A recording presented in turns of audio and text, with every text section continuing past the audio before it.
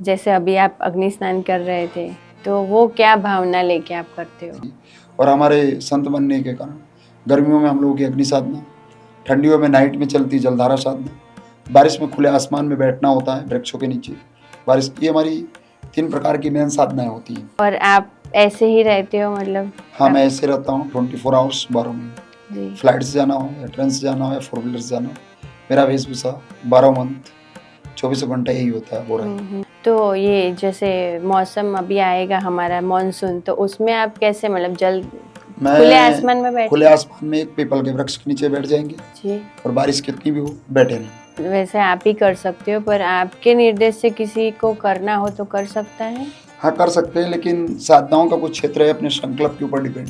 अष्टांग योग है, उसमें भी एक ऐसी आती है ना स्थिति कि आप उसमें आप बैठे रहो, तो शायद यही साधना है। मेरु सा दृढ़। दृढ़ हो, सागर सा गहराइयां हो, पृथ्वी सा क्षीण हो, हाँ। आकाश सा निरालंब हो, इस तरह से जीवन। रूटीन लाइफ में जो लोग चल रहे हैं उसमें इतनी वो होती है कि घर संभालना है, नौकरी करनी है, जॉब करना है, बहुत सारा कुछ करना है। हाँ। सिर्फ एक कलाक का समय आप निकले अपने चिंतन के लिए। और किसी को ध्यान करना हो तो कैसे कर सकता है? कि हम श्वास के साथ इतना युगपत हो कि एक भी श्वास हमारी अनदेखी ना हो। श्वास जब हमारे नासापुटों को छुए तो देखते हो कि हमें भीतर जाना है नाभि तक, और श्वास जब बाहर आ रही तो देखते हुए बाहर है।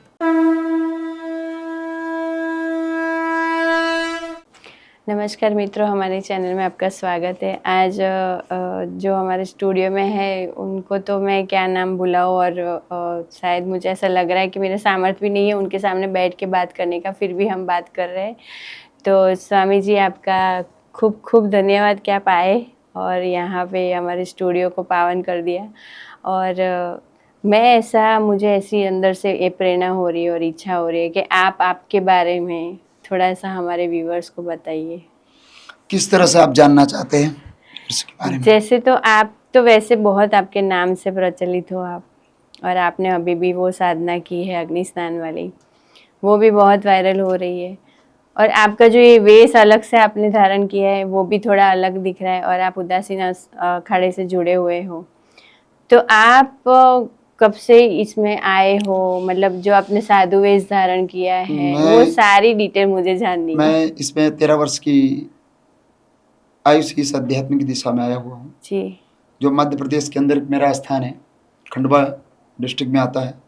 काली घोड़ी नामक स्थान है जो पूरे जंगलों के बीच आच्छादित है। वो स्थान कोई गांव कोई क्षेत्र नहीं वहाँ, और मैं वहाँ साधना करता हूँ।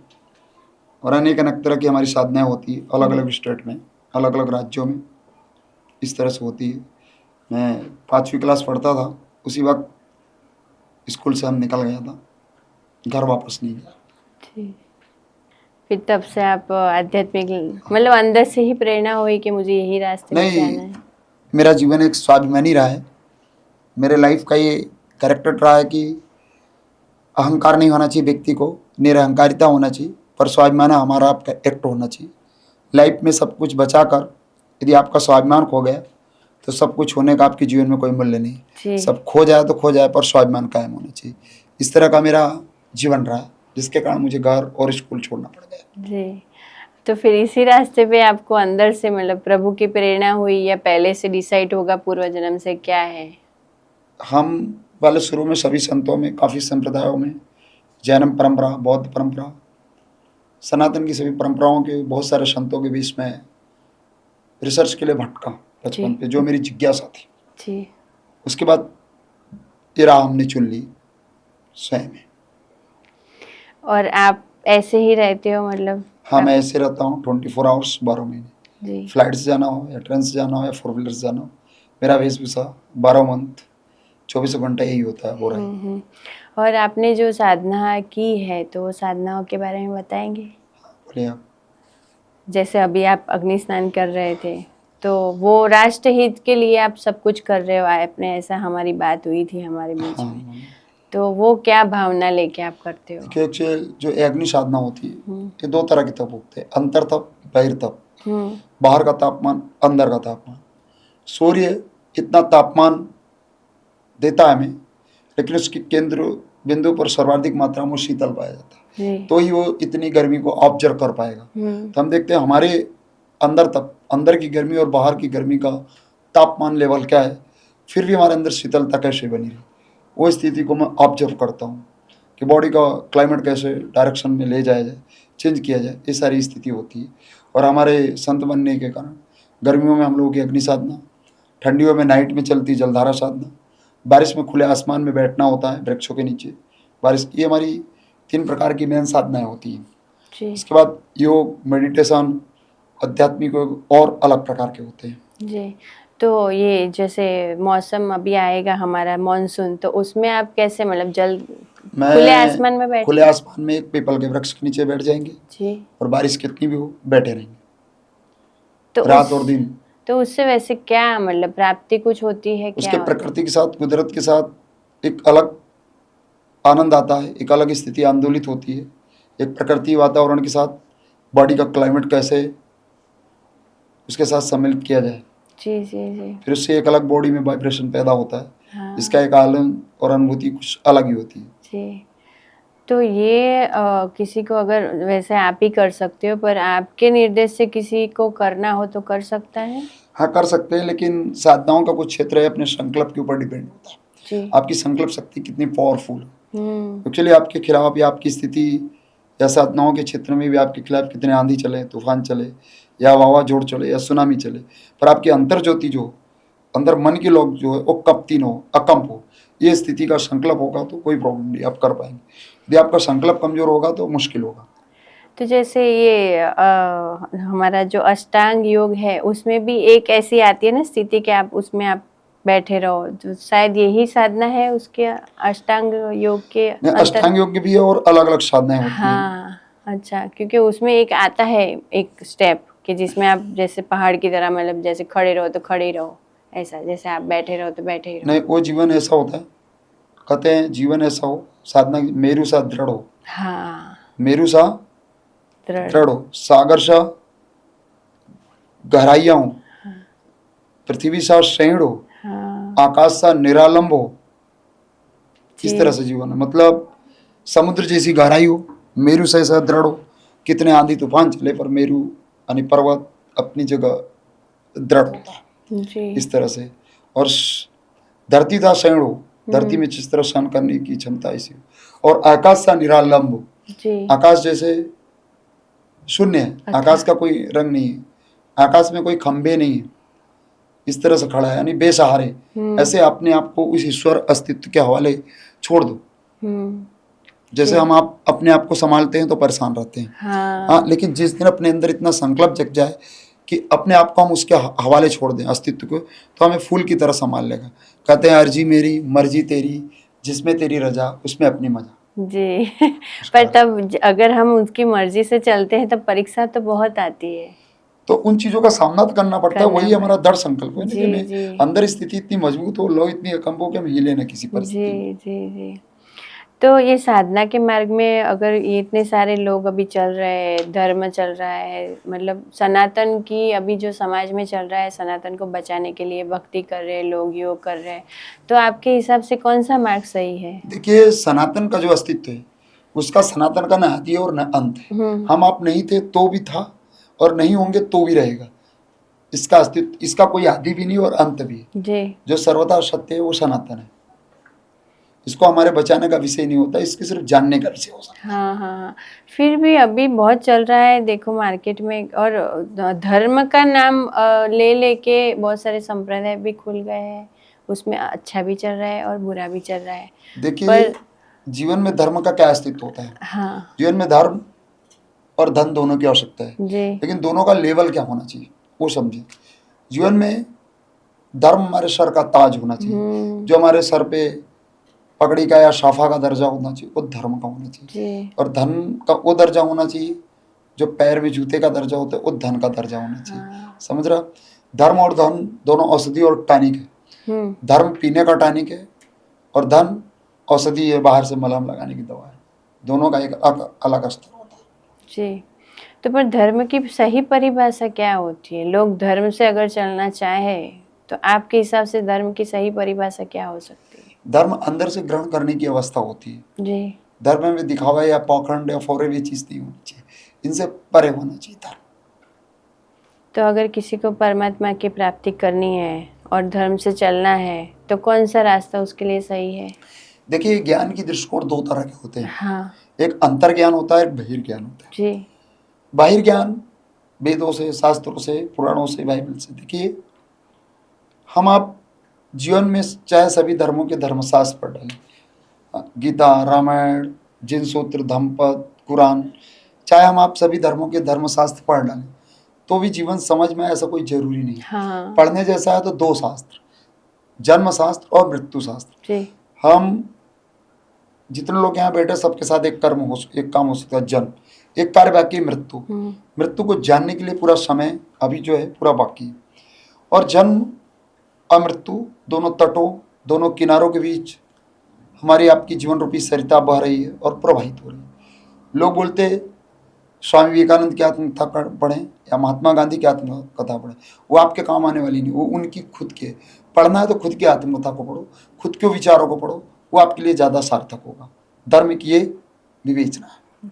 पर इंसान के इतने मतलब जो अभी रूटीन लाइफ में जो लोग चल रहे हैं उसमें इतनी वो होती है कि घर संभालना है, नौकरी करनी है, जॉब करना है, बहुत सारा कुछ करना है, तो उसमें वो अपने विचार को कैसे पढ़ सकता है, कैसे शांत बैठ सकता है? मेरा कहना है आपको 23 घंटे सब कुछ समय के लिए दे दो, पत्नी है, बच्चे हैं, संसार है, बिजनेस है, लेकिन 1 कलाक सुधी समय के लिए निकाल दीजिए। अच्छा। सिर्फ 1 कलाक का समय आप निकले अपने चिंतन के लिए, अपने विचारों को पढ़ने के लिए, साक्षी दृष्टा बनने के लिए 1 घंटे का समय निकाल लिए, वो भी आपके लिए बहुत महत्वपूर्ण है। तो वो 1 घंटे में क्या कर सकता है? एक रूम बंद कर लीजिए जी। उसके लिए आपके अंदर क्या चल रहा है, विचार क्या चल रहा है, किस लेवल के, किस श्रेणी के, किस प्रकार नेगेटिव चल रहा है, पॉजिटिव चल रहा है, उनके प्रति आप दृष्टा बनिए। धीरे धीरे अपने आप को पढ़ने की कोशिश करिए। हाँ। अपने आप को जानने की कोशिश करिए, बस उसके लिए समय निकालिए, तो आपका वहां से रास्ता मार्ग प्रदर्शन शुरू हो जाएगा। तो अंदर से ही आवाज आएगी क्या, रास्ता अपने आप हाँ, दिखने लगेगा? हर व्यक्ति के अंदर एक मूक आवाज अंतर की होती है। हाँ। जो चेतना की आवाज होती है, आत्मा की। कहते आत्मा के निर्देशों से बाहर नहीं जाइए, अब मनुष्यता के दायरे नहीं लागना चाहिए व्यक्ति को। जी जी। तो अंतर आवाज हमारे अंदर, ये नहीं सबके अंदर आती है, जो हम उसको अनसुना करके अपने मन के विकारों के, मन के विचारों के अनुसार स्थिति को चल लेते हैं, लेकिन उस अंतर आवाज को, मूक आवाज को अनदेखा कर देते हैं। बाद में हकीकत सामने ये आती है कि हमें एक मैसेज मिला था, अंतर संदेश, लेकिन उसको हमने इग्नोर कर दिया, जबकि वही वास्तविकता है संदेश। तो समझ कैसे आता है कि मन की बात है कि आत्मा की बात है?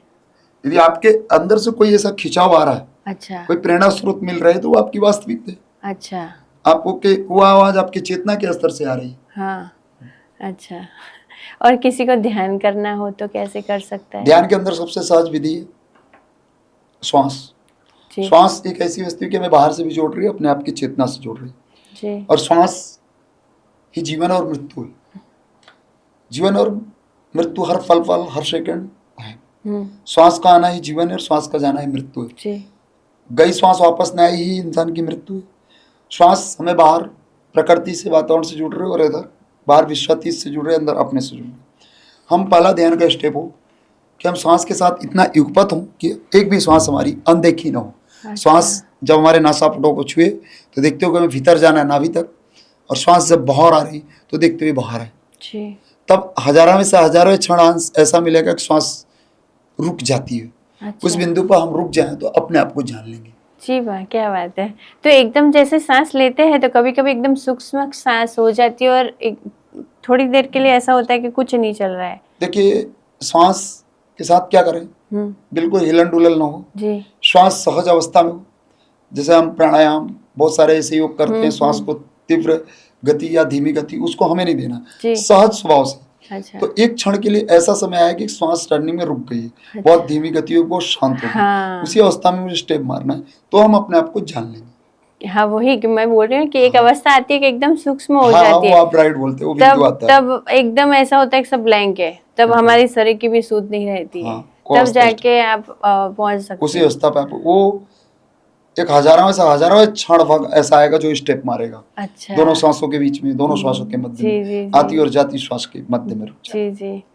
तो अगर ध्यान की बेस्ट पद्धति यही है, सांस के ऊपर ध्यान, सांस के ऊपर पहला स्टेप है, शुरुआत ही जी। फिर दूसरा क्या होता है? विचारों को देखना। विचारों को देखना, विचारों पर दृष्टि बनना जी। केवल उनके साथ कुछ इन्वॉल्वमेंट नहीं होना, विचार आ रहे हैं और जा रहे हैं, जी। आ रहे हैं जा रहे हैं, एक समय आएगा आपका मस्तिष्क खाली हो जाएगा। फिर तीसरा स्टेप थर्ड आई पर ध्यान करना, हाँ। उसके बाद फिर धीरे धीरे प्रक्रिया आपकी शुरू हो जाएगी ध्यान की। अच्छा। यही है। और जब हम परमात्मा तक पहुंचते हैं, खुद को मान लेते हैं, मतलब अंदर से कि हाँ हम ही वही है, देखिए उनके अंश, तो हाँ देखिए वो आप क्या स्थिति होती है? परमात्मा तक हमें पहुंचने की आवश्यकता ही नहीं। जी। देखिए हमारे जीवन में परमात्मा का अभाव नहीं है। हाँ। हमारे जीवन में जिस चीजों का अभाव रहता है उसके प्रति हम दौड़ते हैं। हाँ। अभी हम परमात्मा की ओर इसलिए नहीं भाग रहे हैं, परमात्मा का अभाव ही नहीं, हमारे तरफ जो है अस्तित्व है, हाँ। वही परमात्मा है। जी। उसका विराट अस्तित्व जो है, दृश्य स्वरूप जो है, प्रत्यक्ष स्वरूप वो प्रकृति है, और अदृश्य जो है उसके अंदर जो इसको सबको संचालित करे वो परमात्मा का अस्तित्व है। जी। तो हम अब परमात्मा से बाहर है ही नहीं, हमारे चारों तरफ वही घेरे हुए। यदि एग्जाम्पल के रूप में यदि कोई एक मछली से पूछे सागर के संबंध में, तो मछली सागर के संबंध में नहीं बता सकती, जबकि वो सागर में ही जन्म ली, सागर में ही अंडे बच्चे दिए, लेकिन वो नहीं बता पाएगी। पहली बार जब कोई मछुआरा उस मछली को समुद्र से, सागर से निकाल कर रेत पर फेंक दे, तब उसके समुद्र को के बारे में पहली बार एहसास होगा, क्योंकि अब वो समुद्र के बिना एक क्षण भी जीवित नहीं रह सकती। तब उसको समुद्र के बारे में होगा, जब तक नहीं होगा। इसी प्रकार मछली को तो हम सागर से अलग भी कर सकते हैं, लेकिन हमें आपको परमात्मा से अलग नहीं किया जा सकता। चारों तरफ वही व्याप्त है, उससे अलग ही नहीं हुई। तो वो क्षण आता है कि जब हमें ऐसा लगता है कि ये और मैं अलग नहीं हूँ, तो इसी के पीछे तो लोग भाग रहे हैं। सबसे नजदीक आपकी जो है नेत्र है। हाँ। ठीक है, हम नेत्र तो हमारे नजदीक है। हाँ। लेकिन हमें अपने आप का फेस देखना हो तो हमें दर्पण कांच की जरूरत पड़ती है। क्या हम अपने नेत्र से हमारा फेस देख पाते हैं? नहीं। सबसे नजदीक है, दूसरों का देखते हैं। हाँ। बस यही प्रक्रिया है, को हमारे पास है इसलिए हम उसको नहीं देख पा रहे। अच्छा। हाँ। अंदर ही है। और बहुत सारे लोग कमेंट करते हैं कि उनको साधनाएं सीखनी है, जैसे 10वां विद्या है, कुछ प्राप्त कर लेना है। लोग अभी सिद्धियों के पीछे बहुत पड़ रहे हैं, तो आपका क्या मानना है इसके बारे में? देखिए सिद्धियों में उलझ जाएंगे। हाँ। एक क्षण होगा, इसके बाहर नहीं जाएंगे। वो एक स्वार्थीता का स्टेप होगा। जबकि जो आपके पास है वो भी खाली कर दीजिए। जी। अच्छा। सबसे आनंद का विषय ये होता है। देखिए ज्ञान दो तरह का होता है। हाँ। एक अंतर्ज्ञान, एक बहिर्ज्ञान। बहिर्ज्ञान एक्चुअली आज एक व्यक्ति 50 साल 60 साल के एज में इतने यूनिवर्सिटी, इतने विश्वविद्यालय, इतने ग्रंथों शास्त्रों का ज्ञान लेकर और आत्मसात करना भी चाहे तो नहीं कर सकता। हाँ। असंभव है। हाँ। और ये सारे ज्ञान हमारे नहीं है, उधार लिए हुए बाहर से। जब ये सारे ज्ञान आदमी को एकत्रित कर लेता है मस्तिष्क में, तो उसको एक ईगो पैदा होता है। उसका एक एक्चुअली गलत प्रकार का केंद्र जाकर, सूडो सेंटर, क्योंकि वो सोचता है कि मैं कुछ जानता हूँ, मुझे ज्ञान हो गया, जबकि वो जानता कुछ नहीं। ज्ञान होने का मतलब आपका ईगो गिर जाना चाहिए, अहंकार गिर जाना चाहिए। लेकिन उसको ईगो आता है कि मैं कुछ जानता हूँ, जबकि ये जानना नहीं, एक धोखा है। अच्छा। जो एक बाहर से जाना हुआ है जी। आपका खुद का नहीं है। जैसे आप एक हौज बनाते हैं, गिट्टी, सीमेंट, रेत, लोहा से, उसमें जल भरते हैं। वो जल जब आप खाली नहीं करेंगे तो सड़ जाएगा। इसी प्रकार हमने आपने क्या किया, एक मस्तिष्क की हौज बनाकर इसमें बहुत सारे ज्ञान भर दिए। और ये ज्ञान हमारा नहीं है, उधार है, बाहर से। ज्ञान नहीं, ज्ञान होने का एक धोखा, एक अंतर ज्ञान होता है। अब हमारी जो ज्ञान है, जो हमारी स्वयं की प्रज्ञा है, वो हमारा जन्म सिद्ध अधिकार है। उसको हम आप जन्म सिद्ध क्या है, उसको लेकर हम पैदा ही हुए। वो ज्ञान कहीं खोया नहीं है, लेकिन जो हमारी स्मृति ज्ञान की परतें हो गई, उसके कारण वो दब गया। स्मृति ज्ञान यानी किसी चीज को स्मरण में लाना जितना ईजी है, विस्मरण करना उतना कठिन है। मोबाइल नहीं कि आप डिलीट कर दोगे। अब बचपन में कोई बातें याद है तो आज भी आपके मस्तिष्क में, हाँ। उसको आप विस्मृत नहीं कर सकते। वो चीजें नहीं। दो तरह के आकाश है, एक अंतर आकाश, एक बहिराकाश। बहिराकाश हमें देखना हो शून्य, लेकिन आकाश में बादल आच्छादित हो तो हम नहीं देख सकते। देख सकते नहीं। उसी पर अंतर आकाश जो हमारी चेतना पूरी बॉडी के अंदर व्याप्त है। हाँ। उस चेतना तक हमें आत्मा तक पहुंचना है, लेकिन मस्तिष्क में विचारों के बादल उमड़ घुमड़ रहे हैं तो हम वो नहीं जाने देंगे। जैसे आकाश में बादल उमड़ रहे, उससे हमारे मस्तिष्क में विचारों के बादल, वो हमें वहां तक स्टेप तक नहीं पहुंचने देते। जो हमारी अंतर ज्ञान है, अंतर की प्रज्ञा है, स्वयं का अधिकार है। जैसे हम कुएं से जल स्रोत होता है, बोर से निकालते जाते आते रहता है ना, वैसे हमारे अंदर का जो ज्ञान है वो इस तरह से स्रोत है। हाँ। निकालते जाए आता रहेगा, लेकिन हम बहिर्ज्ञान में उलझे हुए हैं। ये हमारी दोनों अवस्थाएं अलग अलग है। इसका मतलब और हमें खाली अंतर करना ज्ञान है। तक आपको पहुंचना तो बहिर्ज्ञान को आपको विस्मृत करना है। हाँ, जो है वो खाली करो। और अभी जो हमारे साधु संत सन्यासी बहुत से बहिर्ज्ञान पुस्तकों इसमें हाँ, उलझे हुए हैं, हाँ। वो हकीकत रियली जो प्योरिटी क्या है, चेतना का स्तर वहां तक पहुंचे नहीं। अभी आपको जो पढ़े हुए ज्ञान बता रहे हैं, ये सुषमड़ा इंगला है, पिंगड़ा है, दुनिया है, दारी, ये चीजें आपको बता रहे हैं। अभी वहां तक बहुत सारे पहुंचे नहीं। कुछ योगी है हिमालय वगैरह में जो वहां तक पहुंचे। जी जी जी जी। तो आप बताइए कुछ चेतना के अंतर्गत बारे में, जो जो हम सही जो ज्ञान है वो हमारे व्यूअर्स को आप बताइए। अभी तो मैं आपको चेतना बहुत के सारी चीज स्तर बताई, पे। आप क्वेश्चन करिए तो मैं रिटर्न तो आपको रिप्लाई देते ये रहूंगा। जो चेतना नाम है वो मतलब कैसे हो वो चेतना शब्द नहीं, आत्मा जो है उसे हम चेतना बोलते हैं, जी। जो पूरे हमारे बॉडी को डाइवर्जन देती है, जो हमारे बॉडी के अंदर व्याप्त है, जी। जो उस सागर घन की बूंद है, जो परमात्मा रूपी सागर है ना, उसकी एक बूंद है। जिसे एग्जाम्पल के रूप में, जैसे बादल समुद्र से जल लेते हैं, पहाड़ों पर झीलों पर सब जगह डाल देते हैं, लेकिन एक भी बूंद खोई नहीं।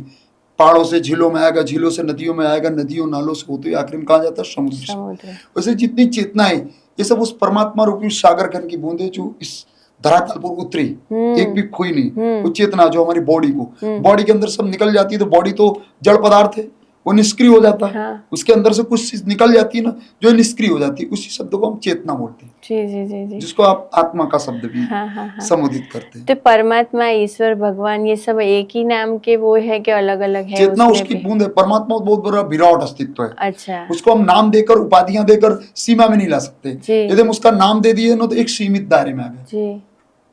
वो परमात्मा हमारे मंदिर या ये अवस्थाएं जो है इससे ऊपर है, ये उसके अंदर नहीं आ सकता। ये सारी चीज उसके अंदर, क्योंकि विराट अस्तित्व है, हाँ। वो विशाल है। उसका नाम दिए तो नाम देते उसकी सीमा होगी। हाँ। या उसका कोई नाम नहीं है, या उसका कोई नाम नहीं है, या सभी नाम उस अनाम की ओर इशारे है।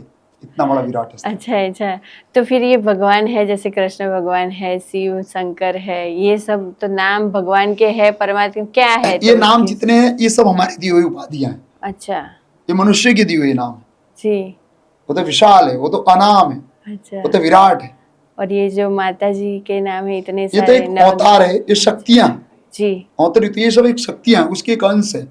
जैसे हम देखा जाए राम में परमात्मा उतरा तो मर्यादा की बात है। जी। राम एक परमात्मा के अंश है। हाँ। जो इसमें एक उतरा था मर्यादा की बात है। राम मर्यादा के बाहर एक कदम नहीं उठेंगे, उनको मर्यादा पुरुषोत्तम कहा गया।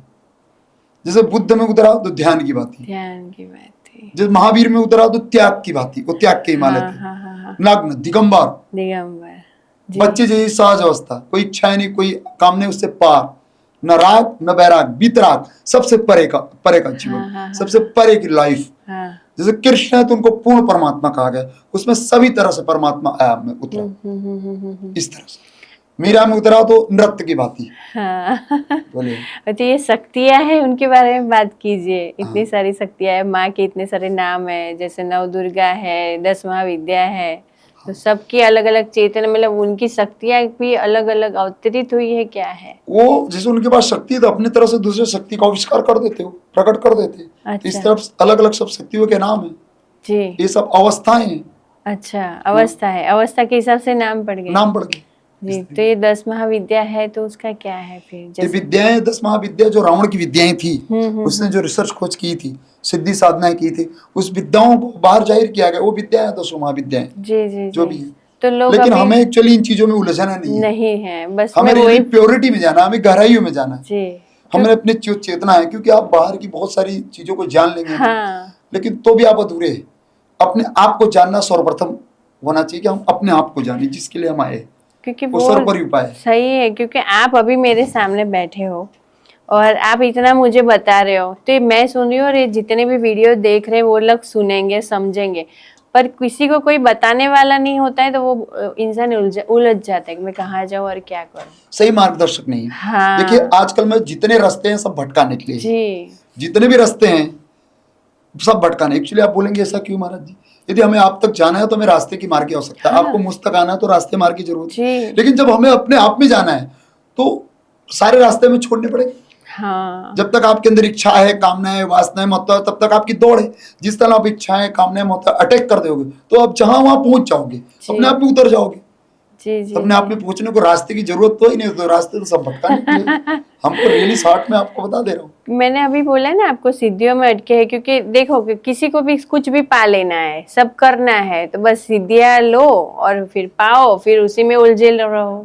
आप पा के क्या करोगे? वही उलझ जाओगे ना, आप इसके आगे नहीं जा पाओगे। नहीं जा वो आपका स्टेप आखिरी होगा ना। जी हाँ, तो ये भी तो वहीं तो उलझ गए। हाँ रियली जो प्योरिटी होती है अस्तित्व, उससे अनजाने रह गए ना। जी। और ये तंत्र के बारे में बात करें तो ये भी क्या है, एक परमात्मा का दिया हुआ कुछ क्या है? देखिए एक्चुअली क्या, ये जो तंत्र का क्षेत्र था, मैं आज को रियली बताऊं, वो प्रभावशाली तंत्र है।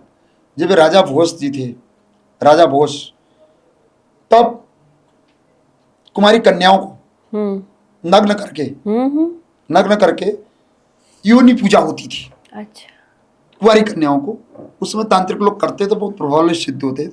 ये अवस्था देखते राजा भोज ने क्या किया, एक ही रात्र में लाखों तांत्रिकों की हत्या करवा दी। लाखों तांत्रिकों की हत्या करवा दी थी राजा भोज जी ने। ये स्थिति देख के उस वक्त वो चाबी गुरुओं के पास हुआ करती थी।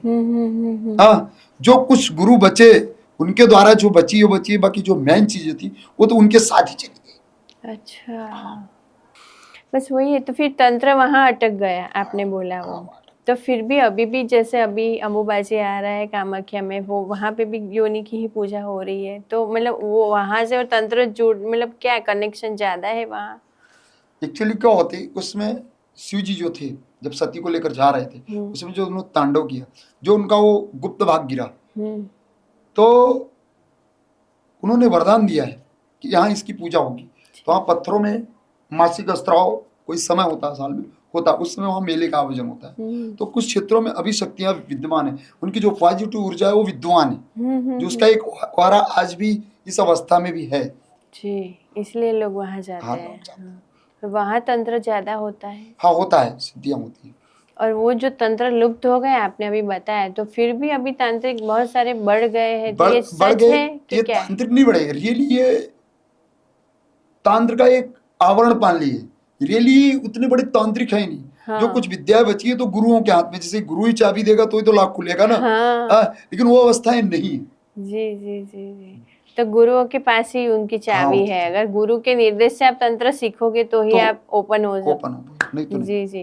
तो ये तंत्र में मंत्र आते हैं, मंत्र ही मेन होते हैं तंत्र में कि यंत्र भी होता है, तंत्र भी हाँ, होता है, हाँ। सारी चीज होती है, मंत्र भी होता है, यंत्र मंत्र, तंत्र भी होता है, मंत्र भी होता है, तीनों चीज मिला के हाँ होती है। हाँ हाँ हाँ। तो ये जो आप अग्नि साधना वगैरह करते हो उसमें आता है ये नहीं, तंत्र? ये चीज नहीं आती, उसमें साधनाएं होती है। साधना वो होती तब है। साधना होती है, आपको बताया तो अंतर तब बहिर, तो वो योग का एक माध्यम होता अच्छा, है। ये योग का एक माध्यम है।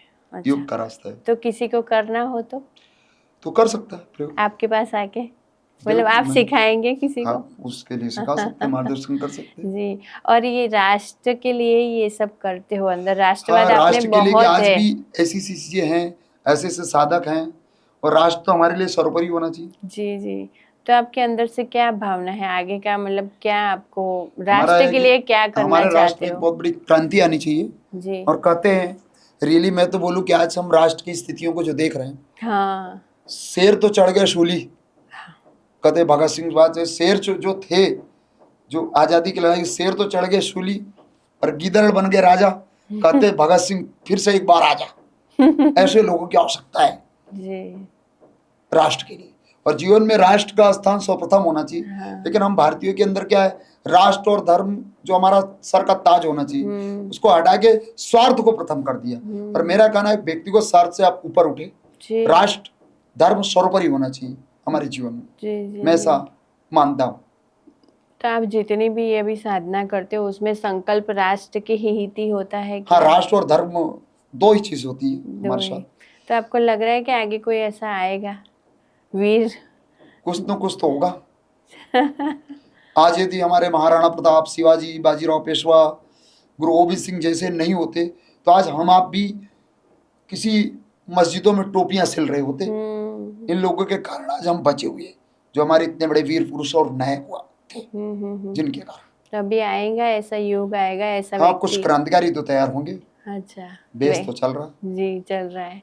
तो अभी ऐसा सुनने को आया था कि ये गुरु की जो अभी चेंजेस हो रहा है, उसके बाद कुछ मतलब कुछ आने वाला और है। आने वाला समय जो है युद्ध का समय है। हाँ जो लड़ेगा वही जीतेगा, और जो नहीं लड़ेगा उसका धर्म परिवर्तन कर दिया जाएगा। अच्छा। हाँ, युद्ध जरूरी है। ऐसे- और जीवन में हमारे जितने भगवान हुए सब युद्धवादी हुए, कृष्ण हुए, राम हुए, सभी देवियों ने धर्म और राष्ट्र की रक्षा के लिए युद्ध लड़ा।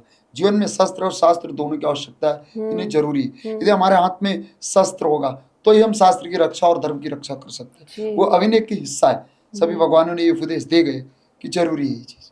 भगवान श्री कृष्ण स्वयं बोले कि बिना युद्ध के शुभ फलित होता स्वीकार है। यदि शुभ के लिए युद्ध भी करना हो तो सहज उसको स्वीकार कर ले। जैसे वो कायर, भीरू, पलायनवादी नहीं। हम सोचते हैं आज हमारे सनातन के अंदर जिसके भगवानों ने इतने बड़े बड़े युद्ध लड़े, आज उस देवी देवताओं को मानने वाली कौम हम आप कितने भीरू और कायर और पलायनवादी हो गए। कहते बुजदिलों और कायरों की बस गुजर नहीं होती। जी जी जी। जिंदगी तो हिम्मत वालों का काम है। हमारे दृढ़ संकल्प इतने मजबूत होने चाहिए कि कोई हिला नहीं सकता। निर्भीकता ही जीवनोत्थान का प्राण बिंदु। आपको अपना रास्ता सहज बनाना है तो निर्भीक बनना है। यदि आपके मस्तिष्क में भय आ गया तो आपका बौद्धिक क्षमता का ग्राफ नीचे गिर जाएगा, आपका डिसीजन लेवल लो हो जाएगा। इसलिए हम भयभीत मनुष्य को संसार की एक निकृष्टतम वस्तु मानता हूँ। सही बात है। मतलब आपके हिसाब से एक लास्ट छोटा सा मैसेज हमारे व्यूअर्स को दे दीजिए कि उसको कैसे चलना चाहिए, एक धर्म के रास्ते से अगर चलना है तो 2 मिनट का। देखिए क्या होता है, धर्म और राष्ट्र तो सर्वोपरि है, पर मैं एक ही चीज बोलूंगा कि बुजदिलों और कायरों की बस गुजर नहीं होती। हमारा संकल्प मजबूत होना चाहिए। कोई मंजिल मुफ्त में मिली हुई सफलता 2 कौड़ी की, कोई मंजिल सीधे सपाट रास्ते नहीं मिलती। उसको टेढ़े मेढ़े रास्ते भी तय करने के लिए तत्पर और तैयार होना चाहिए। जी जी स्वामी जी, खूब खूब धन्यवाद। आपके चरणों में नमन कि आप आए और इतना समय दिया। मुझे तो बहुत सारे सवाल अभी भी बाकी है, मन में आ रहे हैं, पर समय थोड़ा कम पड़ रहा है। अब जहाँ पे भी मुझे बुलाओगे मैं आ जाऊंगी, फिर हम बात करेंगे। नहीं, इसके बाद मैं आपको 23 जून को फिर मैं आने वाला हूँ अहमदाबाद। जी जी जी। 23 जून को मैं आऊँगा, और क्योंकि 24 जून को हम रिटर्न जाने वाले हैं कामाख्या के लिए, इसलिए फ्लाइट मेरी अहमदाबाद से ही। जी, तो हम 23 को पक्का मिलेंगे। 23 को आप मुझे कॉल करना। 23 को मैं अहमदाबाद में रहूँगा। पक्का पक्का। ठीक है, आपके चरणों में नमन।